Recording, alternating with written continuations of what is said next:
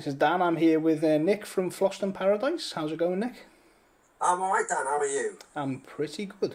So, Fhloston Paradise. The first time I came across you, I believe, was at an MCM in Birmingham a couple of years ago, probably.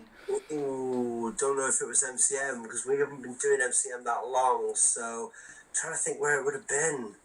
It's a few years back. It was near the beginning. I know that much. Yeah. And you do the kind of geeky old school toys, the Super 7 reaction figures, the new like He-Man style things. Yeah, I mean the thing was, I mean when I first started out, I was a collector anyway to start with, and I think it was more about I was fed up of paying for things to come in from the United States. Yeah, that was my thing. I'm like I want to buy this stuff. I want to buy reaction figures because they'd split from Funko at that point. Super 7 is Funko, so it was purely coming from Super 7 direct. It's like I'm sick of kind of, doing this whole thing and kind of like paying import charges. And the same with Box Fight Studio, and all those kind of companies, Amok Time. And it was one of those where I was just like, you know what, let's kind of like see if I can bring these in myself. Yeah. So the name Fhloston Paradise, I assume you're a Fifth Element fan. Yes. And you've got Lulu Records as well, I believe. Lulu Records has kind of been it's still there, but it's very much been kind of absorbed into Fhloston Paradise at the moment. There is another Lulu line. It's kind of developed and evolved, if you like, and Lulu Apparel is now a thing. Right. And what's that got in its range? Clothing. Lulu Apparel is clothing. So the first couple of pieces of Lulu Apparel that come out, will have come out by now at Toycon UK. There's more in the pipeline for that at the moment, but at the moment it's t-shirts. There's plans for all kinds of shirts and other items of clothing that I can't go into because they're just kind of drawing board level at the moment, but we're looking at it and going, hey, that wouldn't that be cool if we made that? Let's make that. Yeah, so that's one thing that comes across whenever you speak to you at cons or anything, is the passion you've got for this stuff is it just shines through every time you see you. Where does that come from originally? Originally, you see, do you want the short answer or do you want the long answer? Whatever you like, it's up to you. Right, okay. So, like, it originally comes from toy collecting. So, I'm 36 now. I've been a toy collector since I was 5. And I know a lot of people kind of say, oh, I was a toy collector and I've been a toy collector and, I've done this and I've done the other. But there's a lot of people who are like, I've been a collector all my life, but I've been off and on. I've never been off. Yeah. From the age of 5, I've always been collecting a toy of some nature. Yeah. And it kind of goes back to, as I say, my first kind of introduction to toy collecting, which was when I was 5 years old, and I was very much one of these kids that kind of like got my toys, I opened them, and I kind of had this thing where I was like, I would set them up, and they'd be in a scene. And I wouldn't play with them. I'd just look at them and go, "Don't they look cool?" That's kind of never really kind of left. I suppose when I got to kind of my late teen, toy collecting took a bit of a backseat, but was still there because I was still collecting McFarlane and Movie Maniacs was big at that point and all this kind of stuff while I was in college. But vinyl was a big thing for me at that point because I was a DJ and I was DJing and this kind of stuff, so I was collecting vinyl as well as collecting toys. So the small room at my mum and dad's house where I used to be was getting more and more compacted with just more and more stuff, and it's never really left, to be honest. It's one of those things where, like I said before, if I'm going to do something, I kind of like to follow the mantra of the people that I'm inspired by, which is like, you know what, I want to do this Not because I'm worried about it being, successful or making £1 million or whatever. I want to make something because it's cool. Yeah. It's like, if I can make this and I can make my money back on this so I don't lose anything, I'm happy. Yeah. So, speaking of cool things that you've come up with, we have to bring up the Incredible Adventures of Duckboy. Right, okay. So that's something that I saw 6 months ago. I think I first saw the banner for it. MCM, that would have been. Yeah. MCM Birmingham. Yeah. And it was an immediate, what is that? It looks amazing. What is that? Straight away. Yeah. So it's obviously it's a comic. It's an online comic at the moment. Yes, that's right. It's had 4 episodes. That's right. Part 4 came out last week. And it's all about a ginger Tom who had cat flu. Yep. Was kicked out of his home, basically. That's right. And was taken in by a comic shop owner who took him to a somewhat nefarious looking vet who injected him with some purple potion and gave him a little beak breather thing. Yeah. So he became Duckboy. Now, you've told me the story behind the character previously, but can you tell the listeners where it comes from, the story? Yeah. I mean, basically, the whole thing of Duckboy and the whole element behind Duckboy is completely preposterous because it actually does have some root in reality.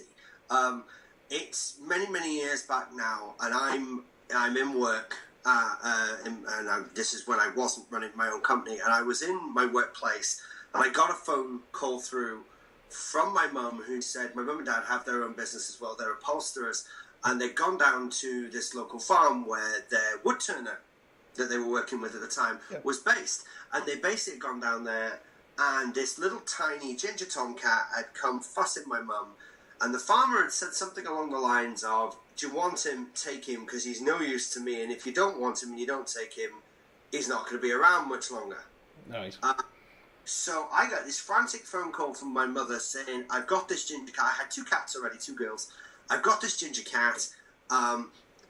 Do you want him? And I'm like, what am I, crazy cat man? I'm like, and she kind of then told me like the bits and pieces around it. And I said, well, okay, it doesn't matter. I'll work it out later.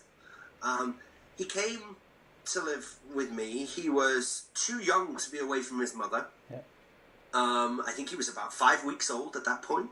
He'd not been weaned or anything like that. And pretty much within a week of him arriving with me, he got cat flu. I took him to the vet. The vet gave him the injections and all this kind of stuff and basically said, well, it's 50-50. Yeah. I wasn't really having that, to be honest. I was very much like, no, I'm sorry, I'm not doing that. Kind of nursed him round, nurtured him, this kind of thing. And he kind of got back up into, like, normal full strength or whatever, but it did leave him with a side effect. And he's 12 now, I think he is.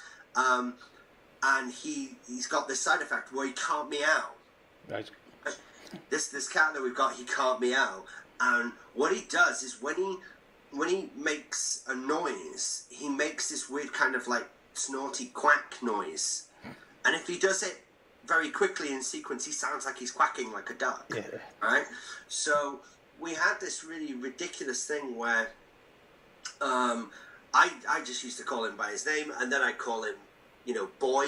I'd be like, Boy, what are you doing? Kind of thing. Because nobody ever gives him their full Sunday name unless he's been really naughty.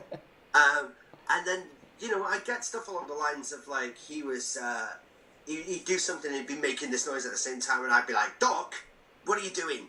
Kind of thing. Yeah. As you do. And then one day, he did something, and he was, like, under my feet or something, and I almost fell over while I was trying to serve up dinner or whatever. And I just kind of did this whole thing where I just went, Duckboy, what are you doing? And my wife looked at me at that point and went, that sounds like a superhero name. And I always remember this because at this point I did this really bad, like cheesy, like 1960s Batman announcer impression and just went, The Incredible Adventures of Duckboy kind of thing. And it stuck. Yes. So it's funny that you should mention that, like, the 60s theme of it. The comic online is almost like 60s newspaper style Yep. comic book, rather than your typical comic book you'd think of now. It's got like the panel at the bottom that tells the story, and then the picture, Yes. a bit like the syndicated newspaper ones. Yeah, I mean, one of the things that I have, there's a lot of influences that come into this when we write the stories, and where I've written the stories from before and all this kind of stuff, and where the characters come from. And I love comic books. As long as I've been into toys and I've been into vinyl, I've been into comic books. Yeah. Because I'm just a massive geek. Now, there's I didn't like to say. That's me. That's what I am. You know. There's huge influence on me, you know, personally from stuff like Frank Miller's Sin City, Watchmen, you know, all these kind of books that are just completely amazing. But when it came to us producing a comic, it was kind of like, especially with Duckboy, it was kind of like, look, we want to produce this, but we've got to tell the story of where this guy comes from, what he is, because otherwise it's just a cat with a duck mask and and a cape and an eye mask, and it's like, oh, it's pretty cool, and you know, some people might have gone, yeah, it's alright, but what is it? Well, it's not anything. You know? So, and then people move on and go, oh, you know, I need something else. Then what have you got? So something that I recognize. So we kind of were like, right, we've got to tell this story, and we've got to kind of like, you know, impart this, where this comes from. And it was like, well, we can't make a cartoon, as much as I would love to make a cartoon, you know what I mean? Who doesn't want to make a cartoon? And it's like, and I can't make a movie because, you know, I haven't got like 50 million lying around, you know, at least. It's kind of like, and being realistic, comics are the way to go, but I can't make a comic book either. And with the kind of with the constraints that we've got, it's kind of like, I can't make a comic book. I can't sit down and say, right, once a month I'm going to pump out like a 25 page, you know, 8 panel per page, nice splash pages, all that kind of stuff. I can't. I have not got the facility to pump that out. You know. So how do I do a comic that is gonna get this story out there that I can release on a regular basis, and actually is feasible for me to actually tell this story? And comic strip was it. So when we kind of looked at it, it was like, right, so comic strip is the way to go. So what are we going to use in terms of, you know, development and stuff like that? And stuff like Dick Tracy was a massive influence on it, because like there's other cool comic strips, you know. I kind of don't want to be like, you know, that guy. It's like, you know, other comic strips are available, but you know, if you're looking at stuff like comic strips, it's kind of like, well, Dick Tracy's very cool, Asterix is really cool, you know, Tintin stuff's very cool. There's all those elements, but they all were in that kind of like you say, that panel, with the kind of block story text underneath. You'd have some speech bubbles in there, and when we went to our artist Theo and said, look, this is what we want to do, he was like, that's going to be a challenge to kind of like tell that level of story in like 12 panels on a one sheet. But in all fairness to him, his talent shone through. The art is phenomenal, isn't it? Yeah, it's incredible. So you've got characters that have been introduced so far. So you've got the let me think, the strange bird-like assassin character. At present, he has only been revealed as the assassin. Yes. So you've got Noxter, who is a bit of a if you can say, a sexy tabby cat. She's kind of like a femme fatale character. Do you know what? It's really cool that you should say that, because she is actually the brief that we gave to Theo when we were saying about, because there's a really weird process where I mock these things up. In Photoshop, basically using a mass of like paintbrushes and clip art, and I just cut, paste, chop, and do all that stuff together until it resembles nothing like what it was before, and then I send that to Theo and go, kind of like this, but I give him images at the same time. And the 2 images that I gave to him were Jessica Rabbit and Madonna as Breathless Mahoney from Dick Tracy. So well, he gets that across in a cat. Exactly. I was like, make this in a cat kind of thing. Well, he did a good job on that, because it does that does come across. And she's got some spider like henchmen. She has the spider clowns. Yeah. So there's Jailbreak, Houdini, which is one of my, and Chester, I believe. Chester, nice. So so they're like these like mysterious characters as well, and then along comes this like robot thing afterwards at the end of the fourth one.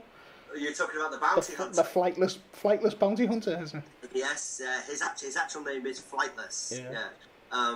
Again, kind of rooted in a joke, but yeah, his actual name is Flightless, and he is, to give him his correct title, a Z-dimension mechanized bounty hunter.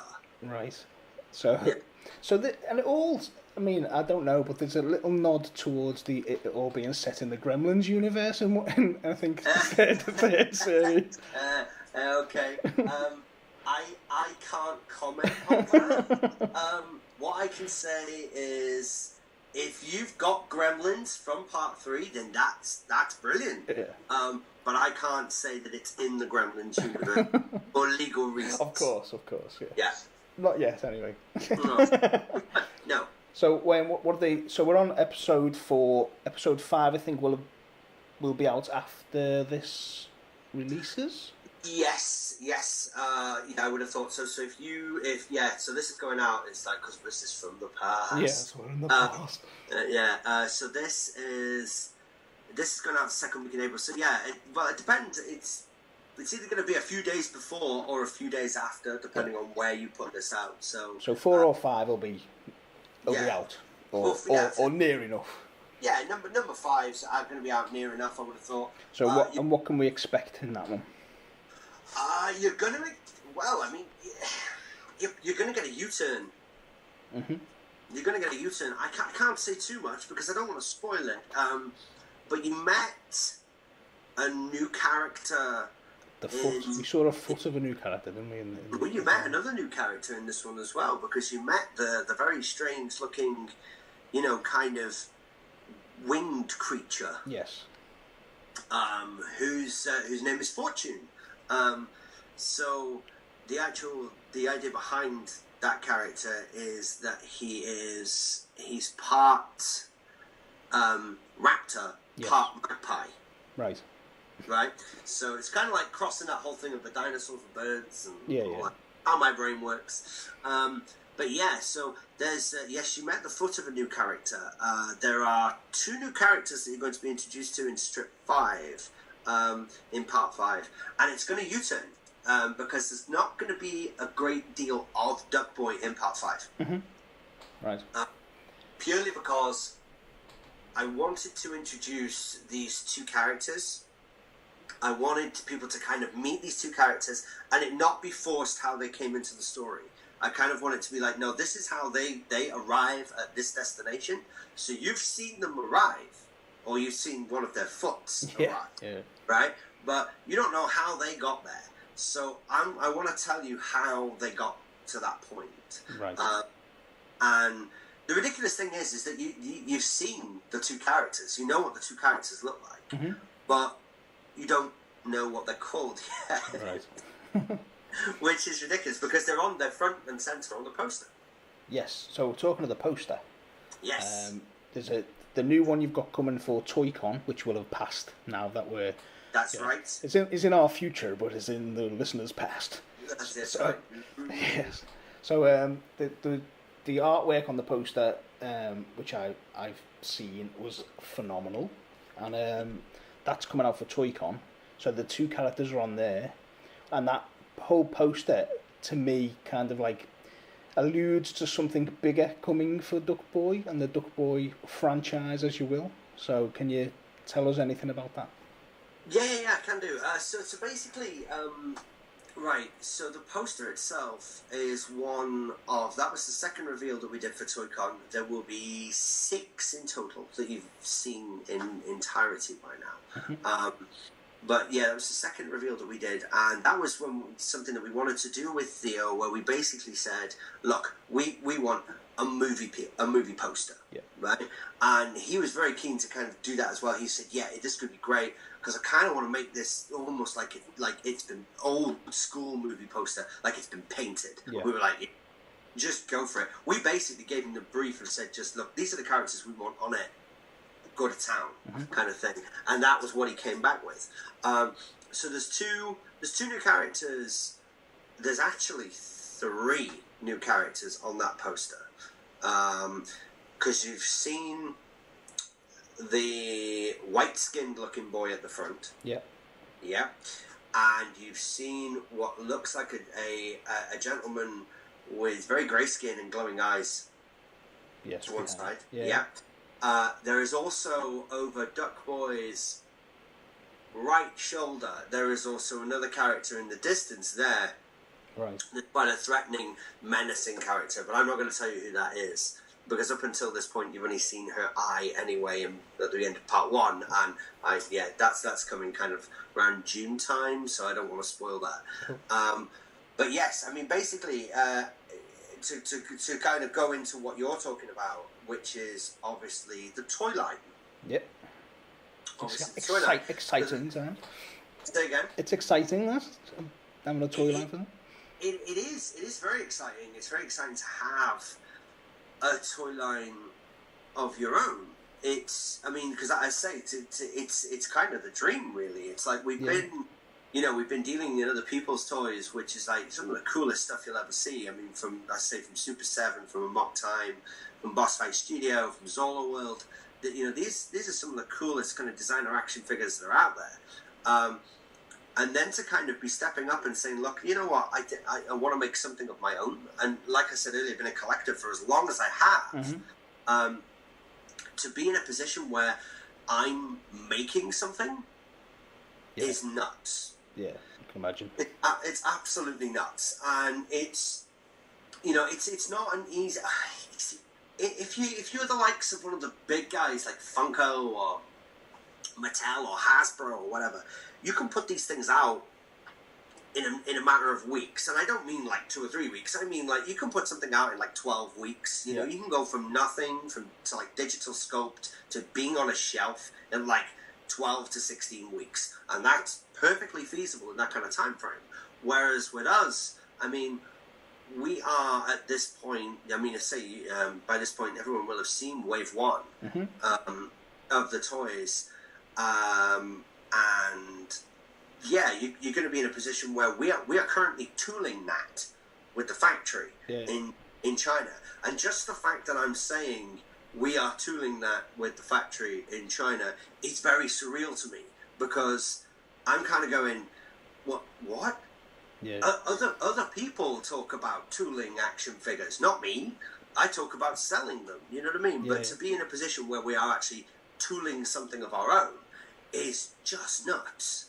Yeah. It's absolutely nuts. But yeah, Wave 1's come out.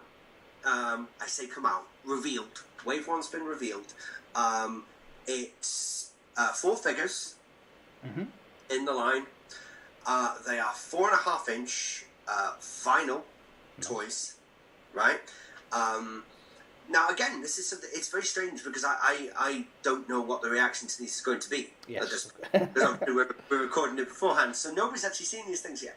But it's one of those things where I'm confident that we've got a really, really good product, because say there's 4 figures in the line. There is Duckboy, Noxter, the Assassin, and Flightless. And Flightless, I suppose you could count as maybe a deluxe figure, because he's 6 inches tall. Right. You know, and very wide. He's very wide. There's not a great deal going on in terms of articulation on them, because Duckboy has 1 point of articulation at the head. Noxter has 1 at the head. The Assassin, as far as I'm aware, doesn't have any.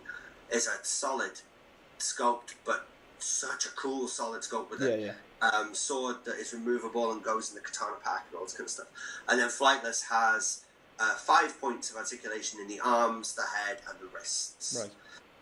So it's one of those things where I'm looking at those and I'm going, okay, well, it was a massive deliberation for us, because I was like, do I make figures? Do I make figures? And if I make figures, what kind of figures do I make? What do I want to do I make something that's like 3 3/4 retro style? And I'm like, that's not going to fit with this style. The style of trying to do that aesthetic doesn't work. And I'm like, well, that's 7-inch, super detailed, super articulated. And I'm like, not quite ready for that yet. Mm-hmm. So what do we do? What do we create?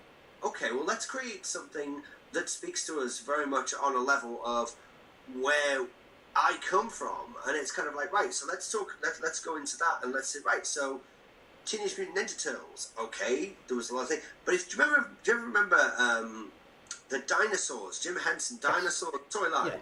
Yeah? Those Hasbro ones, those Hasbro toys were like super popular, and they had no articulation of whatsoever. They were just a vinyl sculpt. Yeah. But I think depending on what I suppose the other influencing factor is that I'm a huge fan of Japanese vinyl toys. Yeah. Which again have very little in terms of articulation. So I don't know whether when I were a kid, I used to collect Smurfs. Yeah. So that was the same thing. That was like a comic strip, and the little essentially collectible figures. They didn't have any articulation, but they were great little vinyl figures. Yeah, exactly. I had some of those vinyl figures as well, where there Smurfs, Gummy Bears. Yeah. Dogtanian was one that I had, I remember. And as I say, it was that kind of thing where I was like, if I'm going to make something that's very akin to what I was into and what I grew up with, that I'm going to go with, I'm going to go with a vinyl toy. Yeah. Of course, as I say, that speaks to me very much because of the toys that I collect now. And it's like, I'm going to make a vinyl toy, and I'm going to make them very brightly coloured, and they're going to have ridiculously sized backing cards, because backing, as far as I'm concerned, backing card is a piece of art. Yes. So, a lost art, I think, nowadays. Definitely. And I mean, everybody that's seen the backing card for Duckboy, the prototype backing card that we revealed, which is on the website as well, there's an image of that. It's incredible. Yeah. Because it looks like a painting, and it's an incredible thing. And we've deliberately made it that the packaging for these things will be collector friendly. Mm-hmm. So very similar to the likes of Boss Fight Studio, where you can literally slide the card back, and take the toy out without damaging anything. Because why would you want to damage it? Yeah. We get that you might not have all that space to put this somewhere, but so take the toy out and display it. But why would you? Nobody wants to damage the card backs. That's horrendous. I always like that about Boss Fight Studio stuff. I can play with the toys and put them back. It's a great thing, and obviously they're not the first to do it. Other toy companies are available and whatever. But it was definitely a factor when we were choosing the packaging. It was like, do we go with the window box? I didn't really want to do the window box thing because you're too close to a certain other company. Yes. That makes vinyl figures in window boxes. Mm-hmm. And I really didn't want to do that, so I was like, let's put these on cards. And let's make them collector friendly, and let's make them bonkers. Yes. Proper old school. Yeah, definitely. That's kind of where I'm at with that. So they're getting released at ToyCon. Yes, that's which, right. as we keep saying, will have happened now, but hasn't happened yet. Yeah. So then, if people listening to this, probably the next best thing, if they want to see it, will be the NEC Toy Fair in Birmingham. NEC Toy Fair in Birmingham, yeah. That should be after this goes out, I think. Yeah, it would be. I would have thought. It would be. I would have thought. Yeah. So NEC Toy Fair in Birmingham, Wales Comic Con. We will have them there for you to see them. Obviously, all the details are on the website. So you've got two avenues you can go. You can go incredibleduckboy.com if you're,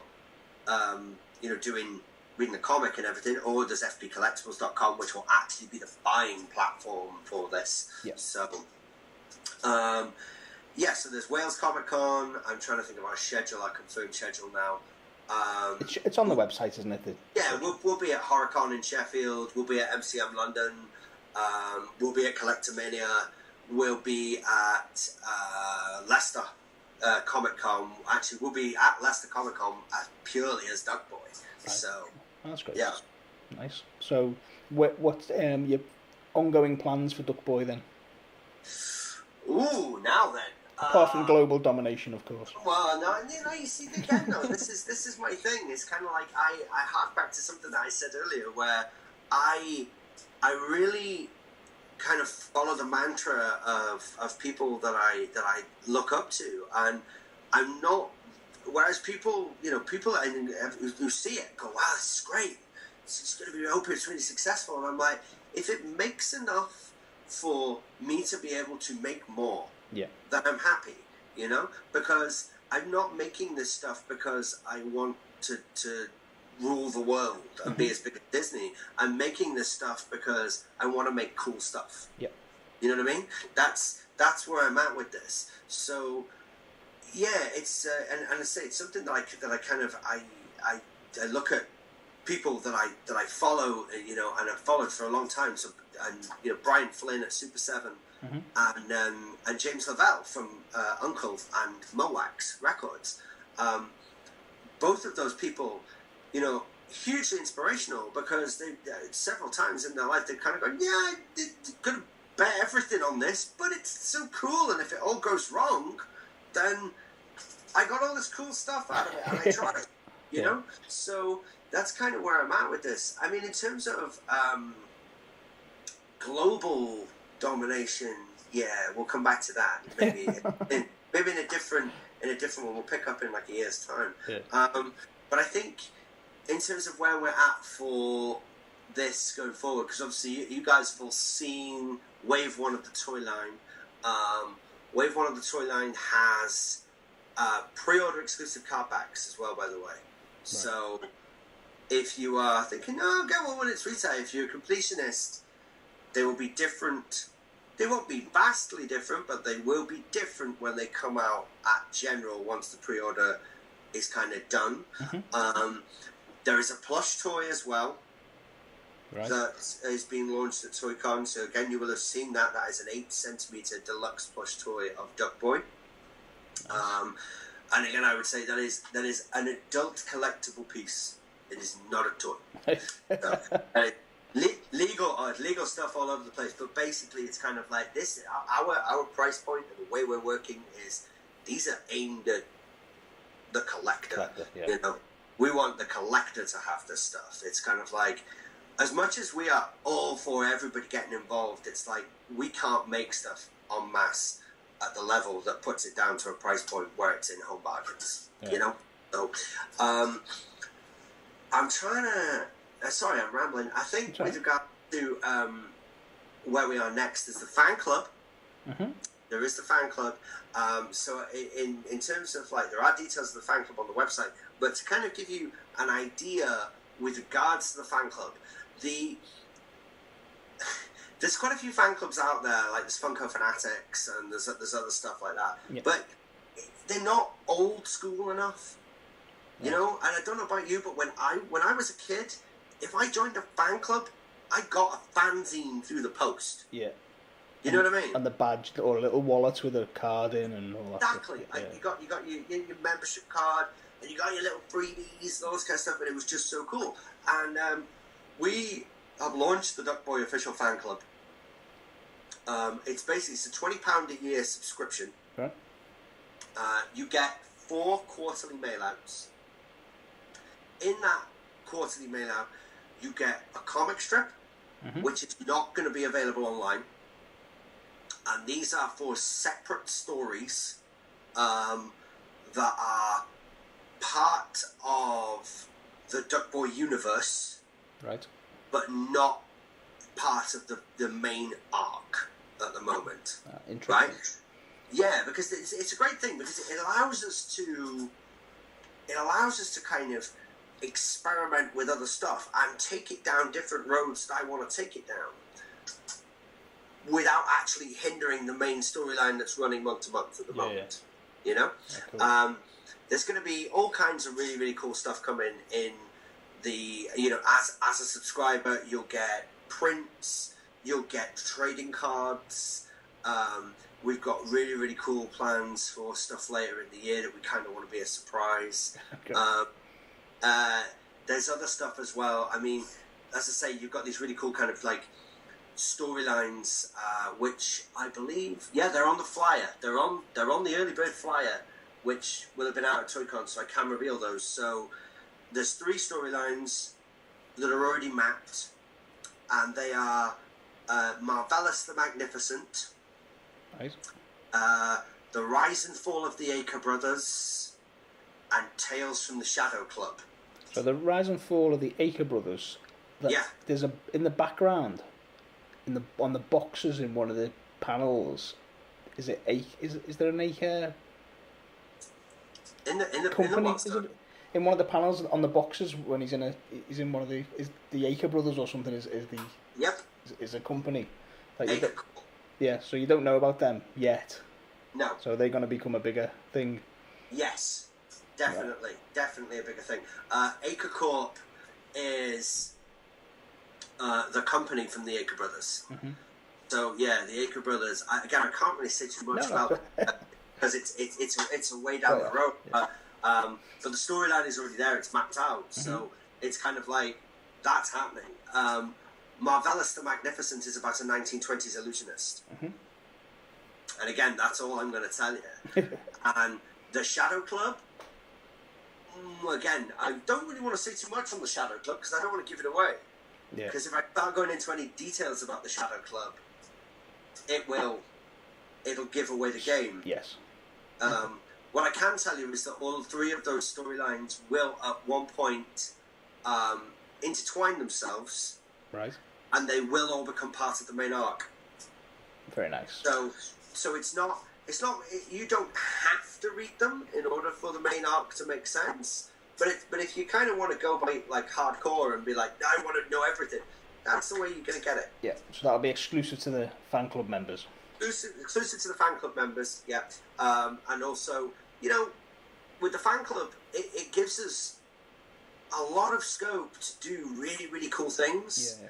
And we have like the virtual pinboard that's got all this different stuff on it all over the place. And we just hope that people, get on board and kind of want to back it and be part of it. Because, you've seen the toys that we've made for Wave 1. And obviously, if Wave 1's popular, then we want to do Wave 2. But at the same time as doing Wave 2, do I want to make exclusive stuff for the fan club? Of course I do. Do I want to make stuff that has variations or, for whatever is unique to the fan club? Of course I want to do that. But it's whether or not, as I say, it's all about, I'm not in it to make masses of money. I'm in it to kind of go, I just want to make cool stuff. Yeah, you're in it to give people like yourself something that you'd have liked when you... If you know what I mean. So yeah, exactly.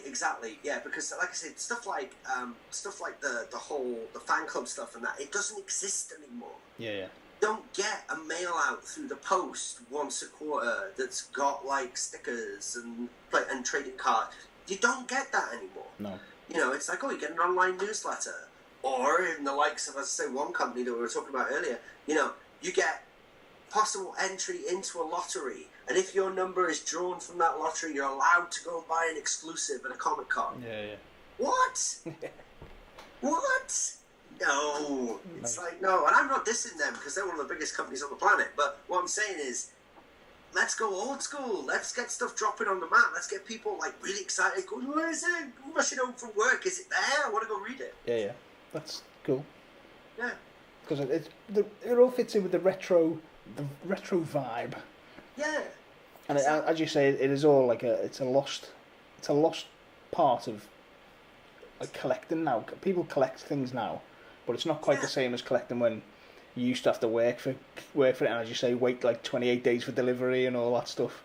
Yeah. And then hope that stuff came. Well, exactly. It's like, we've thought about stuff, all kinds of stuff, because I can remember I used to read the Dark Horse Alien comics. Yeah. When I was like 13, 14, something like that, I think it was. Mid-90s, Mid-90s it was. And I can remember there being an advert in there from Forbidden Planet London, right? And it had the new Kenner Alien action figures. Yeah. Aliens action figures. Those terrible figures that look nothing like the winged aliens and all kinds. Yeah, the aliens were the most amazing thing, but like the Marines looked nothing like the actual Marines themselves. Apone had a robotic arm, and Ripley didn't look anything like Sigourney Weaver, and anything like that. And it was even a different woman they photographed on the box, and I was like, okay. But I remember like having to cut that slip out and sending like that with a check, get my mum to write me a check so I could send that off to Forbidden Planet, and then sitting by the door like 28 days kind of thing, like you say, waiting for it to come through. And mailaways as well. We don't get mailaways anymore. I remember getting like the mummy Mumra from Thundercats on the mailaway. That stuff doesn't happen. So, we kind of go online, we click it, we buy it, it comes through, and that's fantastic. But yeah, let's take it back. Let's take it back. Yeah. Back into time. Yeah. So are you going to start having little the cut-out tabs on your boxes that you have to send off? I don't think I could. I don't think I'd get away with it. Don't want to cut a box up. I think if I don't see the point in doing like a collector-friendly packaging so it doesn't get ruined and tell people, oh, by the way, but if you want this, you've got to cut out the back. You have to buy two. Yeah, as evil as that would be, and as cool as it would be to have that kind of thing, like send in the proof of purchase. I don't think that's going to work. But I mean, we do have a plan for something that kind of fits with that whole thing that we've been talking about. Yeah, cool. There is something on, as I say, on the virtual pinboard that does fit with that whole, like, you collected the tokens and you kind of sent them off and you got to say, there is something along those lines. Great. But I'm not saying that you're going to get something just based on tokens, but, there is something in there that, we'll join the fan club. You'll find out, hopefully. So where can you find details about the fan club? Fan club, again, is on the website. Literally is a situation of you go on there, you add it to basket, it'll take you through the checkout process as with anything else. You put your address in, we've got your address details, and sit back and wait for it to come through once every 3 months. Excellent. With lots of really cool stuff in it. Which is what we want. So I think I've taken enough of your time up now. So we shall leave it there. And so just remind us again of all your websites. Yeah, okay, so you can read the comic online for free. Part 5 has either just dropped or is about to drop. And I don't even have a name for Part 5 yet because we're so far in the past. But yeah, that's at theincredibleduckboy.com. There is a link on that particular thing, so if you read the comic and like, I've got to get these toys and whatever, you'll be able to see them. The link, don't panic, will take you straight through to fbcollectibles.com, which is us. We are the parent company. We are the people that are manufacturing these things. Or you can just go straight to fbcollectibles.com, which is Fhloston Paradise, and you can make your purchase there. Pre-order is up for the vinyl toys and for the plush. The plush goes into production very, very shortly. We're aiming at a midsummer release. The vinyl toys, they're being tooled at the moment, which is roughly a 2 to 3 month process once we've seen the samples and that kind of thing. Mm-hmm. We've got a couple of months on top of that to go into production. We've got on the website and all of our details that it's going to be a late autumn, winter delivery. We're obviously aiming to be sooner than that, but we're putting it there, so it's like trying to manage people's expectations. This is the first time we've done something like that. Give us the option. We don't want to send you something that's subpar. Cool. Nick, it's been a pleasure as always. Thank you, mate. It's been a pleasure. See you soon. Speak to you soon.